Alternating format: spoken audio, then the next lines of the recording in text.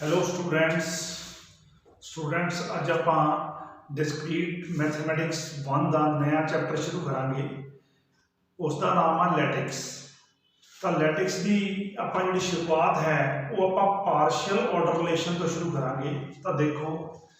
इसकी डेफिनेशन की है पार्शियल ऑर्डर रिलेशन की। Let R be a relation on a non empty set A, then R is said to be partial order relation on set A if first R is a reflexive relation, that is x is related to x for all x belongs to A. Second, R is anti-symmetric relation, that is if x is related to y and y is related to x, then x is equal to y. Third is R is transitive relation, that is if x is related to y and y is related to z, then x is related to z. तो students एक relation जो R आ वो किसी non empty set ए दे उत्ते partial order relation तां ही हुंदा जे अपने कोले R रिफ्लैक्सिव आ जाए, R एंटी सिमेट्रिक आ जाए ते R ट्रांसटिव रिलेशन बन जाए उस सैट की। तो आप उस रिलेशन को की कहते हैं partial order relation on that set कहते हैं। हुण इस कोरस्पोंडिंग मैं तीन तरह दियां डिफरेंट एग्जांपल्स लऊंगा और ये तीन जिहड़ियां एग्जांपल्स दे जिहड़े कंसैप्ट होणगे यही इस लैटिक्स दे जिहड़े है आले दुआले चैप्टर दे घुमणगे। तो तुसीं इस जिहड़ियां तिन्ने दे तिन्ने डिफरेंट एग्जांपल्स दे रिलेशनस की डेफिनेशन को याद जरूर रखना कि उस की जिहड़ी है रिलेशन की डेफिनेशन है, दैट इज रिलेशन किवें डिफाइन किया है। तो देखो फर्स्ट की है, let R be a relation on set of natural number N. R आप रिलेशन जो लगाया वो set of natural number N के उत्ते लगाया, किवें डिफाइन किया कि x is related to y if x is less than equal to y where x comma y belongs to set of natural number n। तब एक natural number x दूसरे natural number y नाल ताही अपने कोले related आ जे अपने कोले की कंडीशन आ x less than equal to की हो जाए y। तब प्रूव कर दांगे इस टाइप का जिहड़ा रिलेशन आ जिहड़ा n सेट ऑफ ते डिफाइन कीता होया वो अपने कोले पार्शियल ऑर्डर रिलेशन आ। तब आप प्रूव की करांगे r is partial order relation on set A। तो प्रूफ देखो सब ना बोलो आप r इज रिफ्लेक्सिव करन तो अपने इतना पता since x less than equal to x for all x belongs to natural number. तो कोई भी नेचुरल नंबर जब आप पिक कर ली तो ये क्लियर ही है कि x less than equal to x होंदा। तो इसका मतलब अपने को x is related to x आ for all x belongs to natural number. हुण आप सेकंड करते हैं r is anti symmetric relation. तो मैं लेट मान लिया x is related to y and y is related to x where x comma y belongs to set of natural number n। तो जे x related to y है तो x less than equal to y है, ते जे y related to x है तो y less than equal to x है,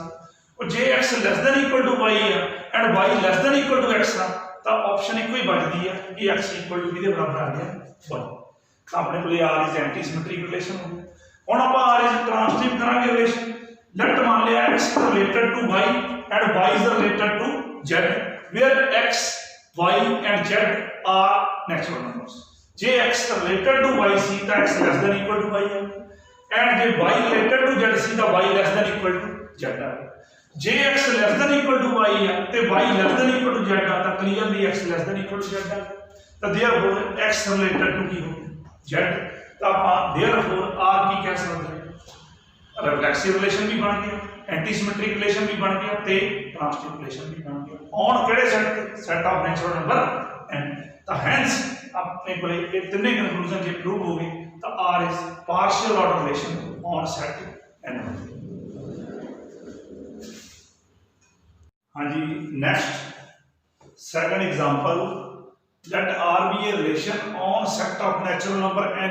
defined as x is related to y if x divide y where x and y are natural numbers। Prove that R is a partial order relation on on set n। Relation की है r जिहड़ा natural number दे set n दे उत्ते defined किवें कीता होया कि एक natural number x y natural number नाल तां ही रिलेटेड होगा जे x y नूं डिवाइड करता होगा। तो प्रूव करांगे इस टाइप का रिलेशन जिहड़ा है वो अपने कोले पार्शियल ऑर्डर रिलेशन आ ऑन सैट n। तो देखो स्टूडेंट्स किवें करदे हैं partial order relation.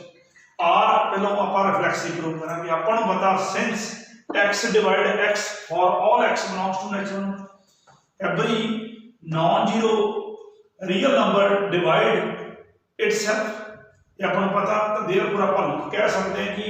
x divide x for all x belongs to n, therefore x is related to x आ गया for all x belongs to n। ਹੁਣ ਆਪਾਂ r is anti symmetry prove ਕਰਾਂਗੇ। ਆਪਾਂ ਲੈ ਲਿਆ let x is related to y and y is related to x where x and y are natural numbers। ਜੇ x y ਨੂੰ relate ਕਰਦਾ ਹੈ ਤਾਂ x y ਨੂੰ ਡਿਵਾਈਡ ਕਰੂਗਾ, ਜੇ y x ਨੂੰ ਰਿਲੇਟ ਕਰਦਾ ਹੈ ਤਾਂ y x ਨੂੰ ਡਿਵਾਈਡ ਕਰੂਗਾ। ਜੇ x y ਨੂੰ ਕਰ ਗਿਆ और y x ਨੂੰ ਡਿਵਾਈਡ ਕਰ ਗਿਆ, ਜੇ x y ਨੂੰ ਡਿਵਾਈਡ ਕਰ ਗਿਆ और y x ਨੂੰ ਡਿਵਾਈਡ ਕਰ ਗਿਆ ਤਾਂ ਇਹ ਦੋਨੇ ਪੋਸੀਬਿਲਿਟੀਆਂ ਜੇ ਆਨਾ ਤਾਂ ਆਪਣੇ ਕੋਲ ਇੱਕੋ ਹੀ ਆਪਸ਼ਨ ਬਚਦੀ ਹੈ x ਕੀ ਹੋਊਗਾ y। r is transitive prove करांगे x रिलेटेड टू y ले लिया और y रिलेटेड टू z ले लिया where x y z are natural numbers. J x y ਨਾਲ ਰਿਲੇਟਡ ਲੈ ਲਿਆ ਤਾਂ x divide by Omi J y z ਨਾਲ ਰਿਲੇਟਡ ਤਾਂ y ਡਿਵਾਈਡ z। ਹੁਣ ਜੇ x y ਨੂੰ ਡਿਵਾਈਡ ਕਰਦਾ y ਅੱਗੇ z ਨੂੰ ਕਰਦਾ ਤਾਂ x z ਨੂੰ ਕਰੂਗਾ ਹੀ ਕਰੂਗਾ। ਜਿਵੇਂ 5 ਡਿਵਾਈਡ 10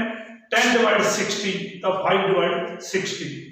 तो ये कोई डाउट नहीं है कि जे x डिवाइड z आ गया तो x रिलेटेड टू z आ गया। तो therefore x is reflexive anti symmetric and transitive relation हो गया। Hence r is a partial order relation on set of natural number n। Third example की है late x be a non empty set then define a relation r on power set of x px as A is related to B if A is a subset of B where A and B are elements of power set of X। Prove that R is a partial order relation on power set of X। की third example आ कि जे X कोई भी non empty set आ तो X दे corresponding ओदा power set generate होए ना तो power set of X दे उत्ते एक रिलेशन R बिल्डअप करता किवें कीता कि उसके दो एलीमेंट A ते B सेट ले ले अपने कोले A B नाल रिलेटेड तां ही आ जे A B दा सबसेट आ। तो प्रूव करांगे इस टाइप दा रिलेशन जिहड़ा हैगा वो अपने कोल पार्शियल ऑर्डर रिलेशन है on power set of X। तो प्रूफ ਇਹਦਾ ਕਿਵੇਂ ਹੈ ਮੈਨੂੰ R ਨੂੰ ਰਿਫਲੈਕਸਿਵ ਕਰਾਂਗੇ। ਆਪਾਂ ਨੂੰ ਪਤਾ every set is a subset of itself. ਆਪਾਂ ਇਹ ਗੱਲ ਕਹਿ ਸਕਦੇ ਹਾਂ since A is a subset of A for all A belongs to power set of X therefore A is related to A आ गया for all A belongs to power set of X। ਹੁਣ ਆਪਾਂ R ਨੂੰ anti symmetric prove ਕਰਾਂਗੇ let A is related to B ਲੈ ਲਿਆ and B is related to A ਲੈ ਲਿਆ ਫਿਰ A and B are member of power set of X। ਜੇ A B ਨਾਲ ਰਿਲੇਟਡ ਸੀ ਤਾਂ A B ਦਾ ਸਬਸੈਟ ਆ ਗਿਆ ਤੇ ਜੇ B A ਦਾ ਸਬਸੈਟ ਸੀ ਤਾਂ B A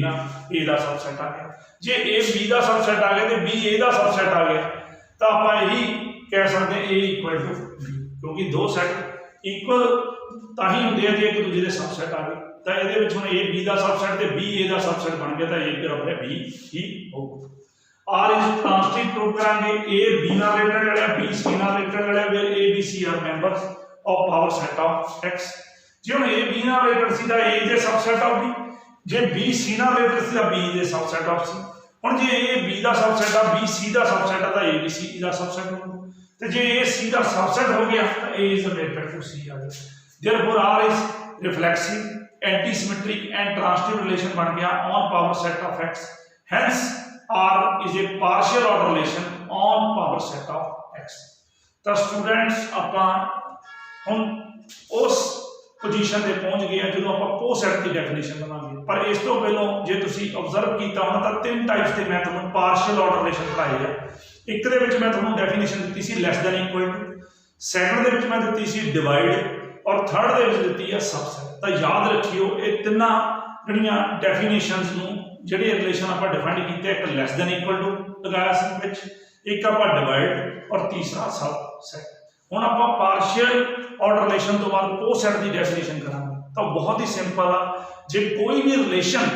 ਕਿਸੇ ਸੈੱਟ ਦੇ ਉੱਤੇ ਪਾਰਸ਼ੀਅਲ ਆਰਡਰ ਰਿਲੇਸ਼ਨ ਬਣ ਜਾਂਦਾ ਤਾਂ ਉਸ ਸੈੱਟ ਨੂੰ poset with respect to relation R ਕਹਿੰਦੇ ਨੇ, ਜਾਂ ਉਸ ਸੈੱਟ ਨੂੰ ਪੋ ਸੈੱਟ ਕਹਿੰਦੇ ਨੇ ਔਨ ਆਪਣੇ ਕੋਲੇ ਜਿਹੜਾ ਰਿਲੇਸ਼ਨ ਆਰ। ਤਾਂ ਸਟੂਡੈਂਟਸ ਆਪਾਂ ਹੁਣ ਪੋ ਸੈੱਟ ਦੀ ਡੈਫੀਨੇਸ਼ਨ ਪੜ੍ਹਦੇ ਹਾਂ। ਤਾਂ ਸਟੂਡੈਂਟਸ ਪੋ ਸੈੱਟ ਦੀ ਡੈਫੀਨੇਸ਼ਨ ਕੀ ਆ? ਇਹ non empty set P together with a binary operation R is said to form a partial ordered set or say O set if first R is a reflexive relation on set P, second R is anti-symmetric relation on set P, third R is transitive relation on set P. A Po set is generally denoted by इस तरह bracket ਦੇ ਵਿੱਚ ਆਪਾਂ P, R ਰੱਖਣਾ। ਤਾਂ ਕੀ definition ਆ students ਪੋ set ਦੀ? ਪੋ ਸੈੱਟ ਦੀ ਫੁੱਲ ਫਾਰਮ ਕੀ ਆ? ਪਾਰਸ਼ੀਅਲ ਆਰਡਰਡ ਸੈੱਟ। ਤਾਂ ਕੀ ਆ? ਇੱਕ ਨॉन ਐਮਪਟੀ ਸੈੱਟ P, ਉਹਦੇ ਨਾਲ ਇੱਕ ਉਹਦੇ ਉੱਤੇ ਰਿਲੇਸ਼ਨ ਡਿਵੈਲਪ ਕੀਤਾ ਹੋਣਾ ਚਾਹੀਦਾ, ਜਿਵੇਂ ਇੱਥੇ ਦੱਸਿਆ ਹੋਇਆ ਡੈਫੀਨੇਸ਼ਨ 'ਚ ਕੈਪੀਟਲ R। ਇੱਕ non empty set P together with binary operation capital R is said to form partial order relation or simply Po set if ਕੀ ਹੋਗਾ ਸਟੂਡੈਂਟਸ? ਫਸਟ R ਆਪਣੇ ਕੋਲੇ ਜਿਹੜਾ ਹੋਣਾ ਚਾਹੀਦਾ ਉਹ ਰਿਫਲੈਕਸਿਵ ਰਿਲੇਸ਼ਨ ਹੋਣਾ ਚਾਹੀਦਾ ਔਨ ਸੈਟ P, ਦੂਸਰਾ R ਐਂਟੀ ਸਿਮੈਟ੍ਰਿਕ ਰਿਲੇਸ਼ਨ ਹੋਣਾ ਚਾਹੀਦਾ on set P, third R transitive relation ਹੋਣਾ ਚਾਹੀਦਾ ਔਨ ਸੈਟ P। ਜੇ R ਰਿਫਲੈਕਸਿਵ ਐਂਟੀ ਸਿਮੈਟ੍ਰਿਕ ਤੇ ਟ੍ਰਾਂਸਟਿਵ ਰਿਲੇਸ਼ਨ ਹੋਇਆ on non empty set P ਤਾਂ P ਟੂਗੇਦਰ ਵਿਦ ਜਿਹੜਾ ਹੈ ਆਪਣੇ ਕੋਲੇ ਰਿਲੇਸ਼ਨ R ਆਪਣੇ ਕੋਲੇ ਪੋ ਸੈੱਟ ਬਣ ਜੂ, ਦੈਟ ਇਜ਼ ਪਾਰਸ਼ੀਅਲ ਆਰਡਰਡ ਸੈੱਟ ਬਣ ਜੂ। ਤੇ ਉਸ ਨੂੰ ਆਪਾਂ ਜਿਹੜਾ ਡਿਨੋਟ ਕਰਾਂਗੇ ਉਹ ਆਪਾਂ ਇਸੇ ਤਰ੍ਹਾਂ ਕਰਿਆ ਕਰਾਂਗੇ P, ਨਾਲ ਉਹਦਾ ਰਿਲੇਸ਼ਨ ਜਿਹੜਾ ਸੀ ਉਹਦੇ ਉੱਤੇ ਡਿਵੈਲਪ ਕੀਤਾ ਹੋਇਆ, ਜਿਹੜਾ ਰਿਫਲੈਕਸਿਵ ਐਂਟੀ ਸਿਮੈਟ੍ਰਿਕ ਤੇ ਟ੍ਰਾਂਸਟਿਵ ਬਣਦਾ ਉਹ ਆਪਣੇ ਕੋਲੇ ਨਾਲ ਇਸ ਤਰ੍ਹਾਂ ਲਗਾ ਲਿਆ ਕਰਾਂਗੇ ਤੇ ਨਾਲ ਬ੍ਰੈਕਟ ਓਪਨ ਇਸ ਦੇ ਜਿਹੜਾ ਹੈ ਉਹ ਇਨਵੋਲਵ ਕਰਦਾ। ਤਾਂ ਰਿਮਾਰਕ ਕੀ ਹੈ? For convenience we generally use the symbol less than equal to in place of R। ਤਾਂ ਆਪਾਂ ਜਿਹੜਾ ਇੱਥੇ ਰਿਲੇਸ਼ਨ R ਆਪਾਂ ਲਿਖਦੇ ਹਾਂ ਉਹ R ਦੀ ਬਜਾਏ ਆਪਾਂ ਆਪਣੀ ਕਨਵੀਨੀਅੰਸ ਬੇਸ ਤੇ ਲੈਸ ਦੈਨ ਇਕੁਅਲ ਟੂ ਦਾ ਯੂਜ਼ ਕਰ ਲਾਂਗੇ। ਜਿਵੇਂ ਮੈਂ ਆ ਦੇਖੋ P,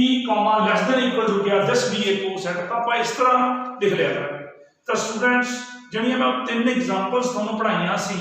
ਤਾਂ ਉਹਦੇ ਵਿੱਚ ਇੱਕ ਦਾ ਜਿਹੜਾ ਰਿਲੇਸ਼ਨ ਸੀਗਾ ਉਹ ਪਹਿਲਾ ਹੀ ਰਿਲੇਸ਼ਨ ਦੇਖੋ ਲੈਸ ਦੈਨ ਇਕੁਅਲ ਟੂ ਸੀ। ਤਾਂ ਇੱਕ ਗੱਲ ਇਹ ਸਮਝੋ ਕਿ ਲੈਸ ਦੈਨ ਇਕੁਅਲ ਟੂ ਦਾ ਉੱਥੇ ਮਤਲਬ ਲੈਸ ਦੈਨ ਇਕੁਅਲ ਟੂ ਹੀ ਹੋਊਗਾ। ਤੇ ਦੂਸਰਾ ਮੈਂ ਪੜ੍ਹਾਇਆ ਸੀ ਡਿਵਾਈਡ,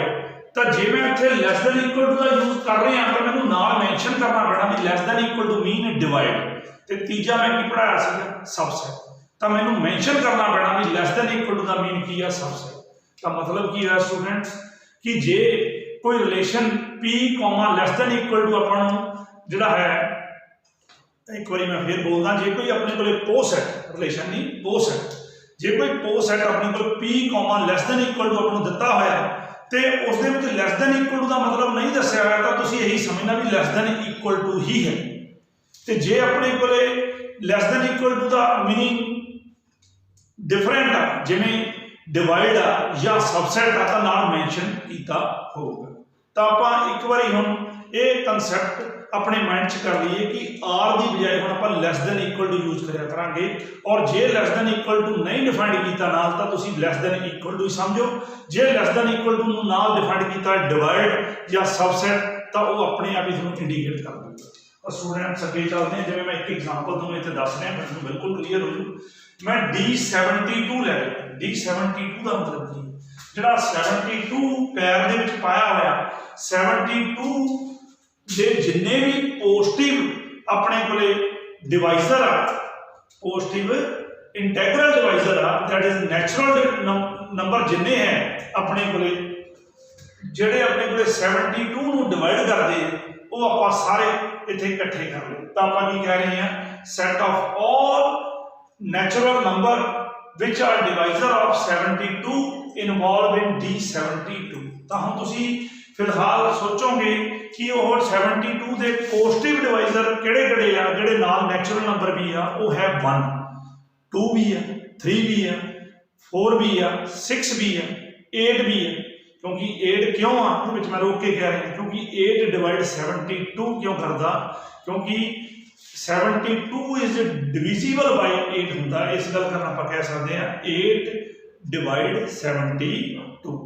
ਜਾਂ ਆਪਾਂ ਇਹ ਵੀ ਕਹਿ ਸਕਦੇ ਹਾਂ 8 इज ए डिवाइजर ऑफ 72 ਤਾਂ ਕਿਉਂਕਿ ਬੇਟਾ ਜਦੋਂ 72 ਨੂੰ 8 ਨਾਲ ਡਿਵਾਈਡ ਕਰੀਏ ਤਾਂ ਕੋਸ਼ੀਐਂਟ 9 ਹੁੰਦਾ ਰਿਮਾਈਂਡਰ 0 ਆਉਂਦਾ ਜਦੋਂ ਰਿਮਾਈਂਡਰ 0 ਆ ਗਿਆ ਤਾਂ ਡੈਫੀਨਿਟਲੀ 72 ਇਜ਼ ਡਿਵੀਜ਼ੀਬਲ ਬਾਈ 8 ਹੋ ਜੂ that is 8 is a divisor of 72 हो जू दैट इज 8 डिवाइड 72 हो जू तो इस तरह के आप सारे नैचुरल नंबर पता करने हैं ਜਿਹੜੇ ਆਪਣੇ ਕੋਲੇ 72 ਨੂੰ ਡਿਵਾਈਡ ਕਰਦੇ ਹੋਣਗੇ। ਹੁਣ ਜੇ ਇਸ ਤਰ੍ਹਾਂ ਆਪਾਂ ਫਾਈਂਡ ਆਊਟ ਕਰਦੇ ਕਿ ਜਿਵੇਂ ਮੈਂ ਕਹਿ ਰਿਹਾ 1 ਵੀ ਆ 2 ਵੀ ਆ 3 ਵੀ ਆ 4 ਵੀ ਆ 6 ਵੀ ਆ 8 ਵੀ ਆ ਸਪੋਜ਼ ਕਰੋ ਤੁਸੀਂ ਕਾਊਂਟ ਕਰਦੇ ਕਰਦੇ ਕੋਈ ਸਕਿਪ ਕਰ ਗਏ ਤਾਂ ਤੁਹਾਨੂੰ ਇਹ ਨਹੀਂ ਪਤਾ ਲੱਗਣਾ ਵੀ ਕੋਈ ਮਿਸ ਹੋ ਗਿਆ ਕਿ ਆਪਾਂ ਸਾਰੇ ਲਿਖ ਲਏ ਤਾਂ ਆਪਾਂ ਨੂੰ ਇਹ ਪਹਿਲਾਂ ਪਤਾ ਹੋਣਾ ਚਾਹੀਦਾ ਵੀ ਕਿੰਨੇ ਆ ਸਕਦੇ ਆ ਉਸ ਸੈੱਟ ਦੇ ਵਿੱਚ ਜਿਹੜੇ 72 ਦੇ ਡਿਵਾਈਜ਼ਰ ਹੋਏ ਕਿੰਨੇ ਹੋਣਗੇ ਉਹਦੇ ਵਾਸਤੇ ਮੈਂ ਕਨਸੈਪਟ ਇੱਥੇ ਤੁਹਾਨੂੰ ਦੱਸ ਰਿਹਾ 72 ਨੂੰ ਆਪਾਂ ਕੈਨੋਨੀਕਲ ਫਾਰਮ ਚ ਲਿਖੋ ਜਿਹੜਾ ਹੈ ਮੀਨ ਆਪਾਂ ਥਿਓਰਮ ਆਫ ਅਰਥਮੈਟਿਕ ਲਗਾ ਲਈ ਉਹਦੇ ਵਿੱਚ ਇਹ ਹੁੰਦਾ ਕਿ ਆਪਾਂ ਪ੍ਰਾਈਮ ਫੈਕਟਰਾਈਜੇਸ਼ਨ ਲਿਖਣ ਤੋਂ ਬਾਅਦ ਆਪਾਂ ਇਸ ਨੂੰ ਜਿਹੜੀ ਸੇਮ ਪ੍ਰਾਈਮ ਹੈ ਉਹਨੂੰ ਆਪਾਂ ਇਕੱਠੇ ਕਰਕੇ ਪਾਵਰ ਚ ਲੈ ਲਿਆ ਜਿਵੇਂ 72 ਨੂੰ ਦੇਖੀਏ ਤਾਂ ਆਪਣੇ ਕੋਲੇ 2 ਦੀ ਪਾਵਰ 3 into 3 ਦੀ ਪਾਵਰ 2 ਨਾਲ ਆਪਾਂ ਐਕਸਪ੍ਰੈਸ ਕਰ ਸਕਦੇ ਹਾਂ ਕਿਉਂਕਿ 2 ਦੀ ਪਾਵਰ 3 8 ਆ ਗਿਆ 3 ਦੀ ਪਾਵਰ 2 9 ਆ ਗਿਆ 8 into 9 72 ਹੋ ਗਿਆ ਤਾਂ ਪ੍ਰਾਈਮ ਫੈਕਟਰਾਈਜੇਸ਼ਨ 72 ਦੀ ਇਹ ਹੋਗੀ 2 multiply 2 multiply 2 multiply 3 multiply 3 ਤਾਂ ਆਪਾਂ ਉਸ ਦੇ ਵਿੱਚ ਉਹਨੂੰ ਕਲੈਕਟ ਕਰਕੇ ਇਸ ਨਾਲ ਆਪਾਂ ਫੰਡਾਮੈਂਟਲ ਥਿਓਰਮ ਆਫ ਅਰਥਮੈਟਿਕ ਲਗਾ ਲਈ ਤਾਂ 72 ਨੂੰ ਲੈ ਲਿਆ 2 ਦੀ ਪਾਵਰ 3 into 3 ਦੀ ਪਾਵਰ 2 ਹੁਣ ਜਿਹੜੀ ਪਾਵਰ ਆਈ ਹੈ ਉਹ ਪਾਵਰ ਦੇ ਵਿੱਚ ਇੱਕ ਪਲੱਸ ਕਰ ਜਿਹੜੀ ਆ 3 ਆਈ ਉਹਦੇ ਵਿੱਚ 1 ਪਲੱਸ ਕਰ ਦੋ 4 ਹੋ ਗਿਆ ਇਹਦੇ ਵਿੱਚ ਪਾਵਰ ਕਿੰਨੀ ਸੀ 2 ਉਹਦੇ ਵਿੱਚ 1 ਐਡ ਕਰ ਦੋ 3 ਇੱਧਰ 3 + 1 4 ਬਣ ਗਿਆ ਇੱਧਰ 2 + 1 3 ਬਣ ਗਿਆ ਤਾਂ ਉਹਨਾਂ ਨੂੰ ਆਪਸ ਵਿੱਚ ਮਲਟੀਪਲਾਈ ਕਰ दैट मीन्स 3 + 1 into 2 + 1 ਤਾਂ ਕਿੰਨਾ ਹੋ ਗਿਆ 4 into 3 12 ਤਾਂ ਆਪਣੇ ਕੋਲੇ number of positive divisor of 72 12 ਤਾਂ ਸਟੂਡੈਂਟ 72 ਦੇ ਕਿੰਨੇ ਪੋਜ਼ਿਟਿਵ ਡਿਵਾਈਜ਼ਰ ਹੋਣਗੇ ਉਹ ਆਪਣੇ ਕੋਲੇ 12 ਹੋਣਗੇ ਵਾਂਸ ਅਗੇਨ ਜਿਹੜੀ ਦੀ ਪਾਵਰ ਆਈ ਉਹ ਚੈੱਕ ਜਮਾ ਕਰ ਦਿਓ ਇਹਦੇ ਵਿੱਚ ਵੀ ਪਾਵਰ ਚੈੱਕ ਜਮਾ ਕਰ ਦਿਓ ਤਾਂ ਇੱਕ ਪਾਸੇ 4 ਹੋਣਗੇ ਇੱਕ ਪਾਸੇ 3 ਆਪਸ ਵਿੱਚ ਮਲਟੀਪਲਾਈ ਕਰ ਦਿਓ 12 ਆਪਣੇ ਕੋਲ ਪੋਜ਼ਿਟਿਵ ਡਿਵਾਈਜ਼ਰ ਆਫ 72 ਹੋਣਗੇ ਤਾਂ ਆਪਾਂ ਇੱਥੇ ਕਰਦੇ ਜਾਂਦੇ ਹਾਂ पहला 1 दूजा 2 तीजा 3 चौथा 4 6 8 9 12 18 24 36 तेन काउंट करके देखो 1 2 3 4 5 6 7 8 9 10 11 कोई स्किप नहीं किया स्टूडेंट्स और 12 पॉजिटिव डिवाइजर्स आपा 72 दे देख हुण जे तुसीं देखिया जावे तां D72 comma less than equal to ये अपने कोले पो सेट बनदा where less than equal to दा mean of divide that is A is less than equal to B वाला that is related वाला है मीन आ A divided B ਤਾਂ ਇਹ ਆਪਣੇ ਕੋਲ ਡੈਫੀਨਿਟਲੀ ਹੋ ਸਕਦਾ ਬਣੂਗਾ D72 less than equal to ਕਿਉਂ ਬਣੂਗਾ ਸਟੂਡੈਂਟਸ ਕਿਉਂਕਿ ਜੇ ਆਪਾਂ ਉਸ ਐਗਜ਼ਾਮਪਲਸ ਵਾਲੇ ਪਾਸੇ ਥੋੜਾ ਜਿਹਾ ਵੀ ਧਿਆਨ ਦਈਏ ਔਰ ਥਿੰਕਿੰਗ ਕਰੀਏ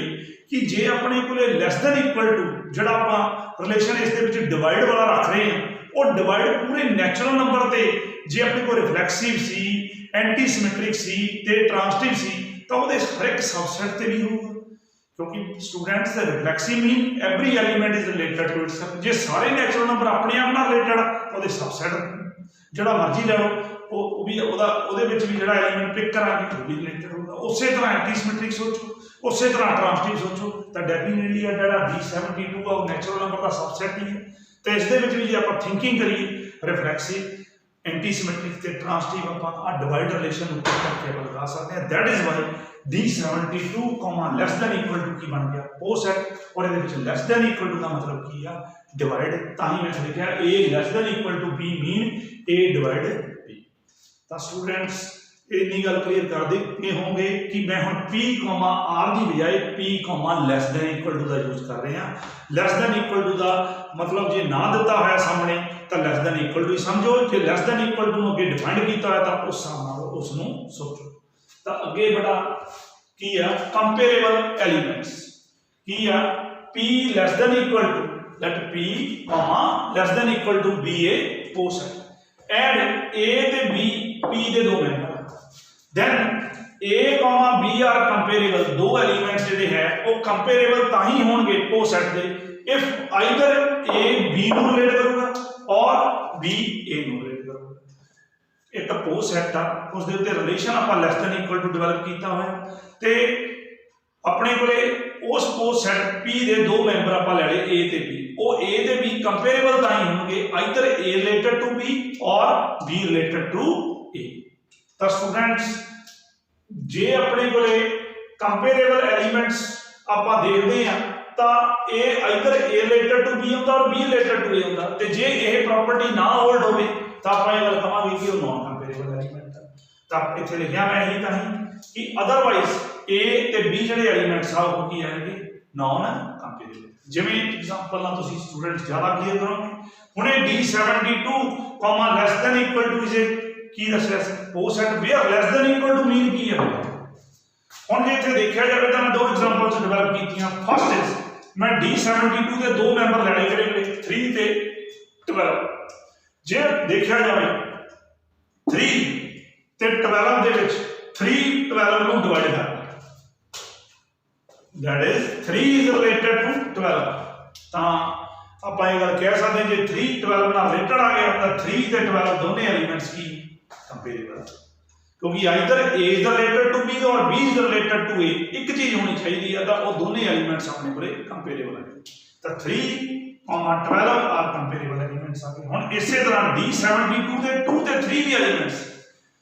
ਜੇ 2 ਤੇ 3 ਉਹਦੇ ਐਲੀਮੈਂਟਸ ਕੀ ਨਾ ਤਾਂ 2 3 ਨੂੰ ਡਿਵਾਈਡ ਕਰਦਾ ਤੇ ਨਾ 3 2 ਨੂੰ ਡਿਵਾਈਡ ਕਰਦਾ ਤਾਂ ਆਪਾਂ ਇਹ ਗੱਲ ਕਹਿ ਸਕਦੇ ਹਾਂ that is neither 3 related 2 related to 3 nor 3 related to 2 ਨਾ ਤਾਂ 2 3 ਨੂੰ ਰਿਲੇਟ ਕਰਦਾ ਤੇ ਨਾ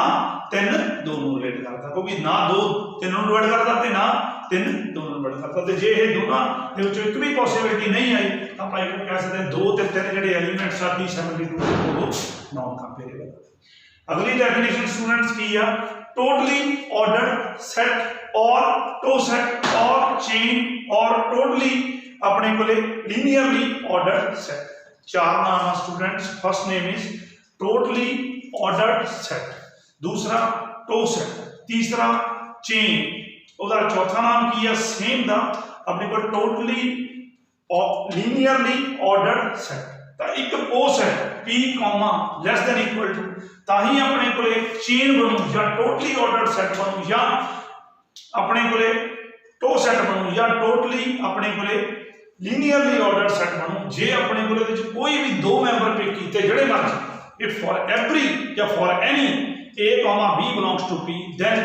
they are comparable that is A, B are comparable ਤਾਂ ਕੀ ਕਹਿ ਰਹੇ ਹਾਂ if for any ਜਾਂ for every A, B belongs to P